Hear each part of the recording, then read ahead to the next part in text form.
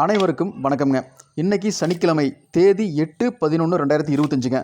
வார சனிக்கிழமை அன்றைக்கிங்க நம்ம ஈரோடு மாவட்டத்தில் இருக்கிற அவல்பூந்துறை ஒழுங்குமுறை விற்பனை கூடத்தில் பார்த்தீங்கன்னா விவசாயிகள் நேரடியாக தேங்காய் கொண்டு வந்து மண்டியில் வச்சுருவாங்க. வியாபாரிகள் அங்கே வந்து ஏலத்தில் தேங்காயை கொள்முதல் பண்ணுவாங்க. இன்றைக்கி எவ்வளோ தேங்காய் வரத்து வந்துச்சு, என்ன விலைக்கு விற்பனையாச்சுன்னு பார்க்கலாமுங்க. அதுக்கு முன்னாடி இப்போ தான் நீங்கள் முதல் முறையாக நம்ம சேனலை பார்க்குறீங்கன்னா மறக்காமல் நம்ம சேனலை சப்ஸ்கிரைப் பண்ணிக்கங்க.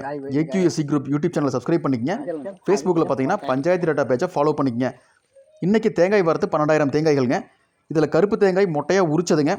1 கிலோ குறைந்தபட்ச விலையாக ₹71.99 இருந்துங்க. அதிகபட்சமாக ₹76.77 வரைக்கும். பச்சை தேங்காய்ங்க குடுமையோடு சிலது உரிச்சிருப்பாங்க.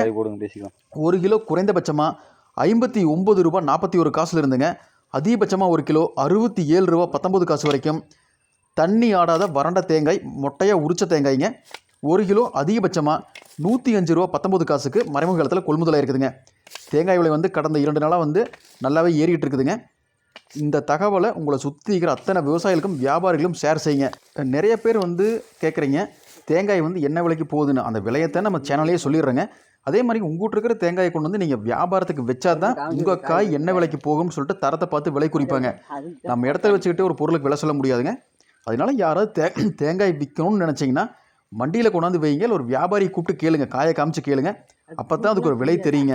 நம்ம இடத்துல வச்சுக்கிட்டு நீங்கள் ஃபோனில் வந்து விலை கேட்டால் வந்து கண்டிப்பாக விலை சொல்ல முடியாதுங்க. நீங்கள் வாங்கணும்னு நினச்சாலும் சரி, விற்கணும்னு நினச்சாலும் சரிங்க, உங்கள் பொருளை மார்க்கெட்டுக்கு கொண்டு வரணும். இல்லைன்னா மார்க்கெட்டுக்கு நம்ம போகணுங்க.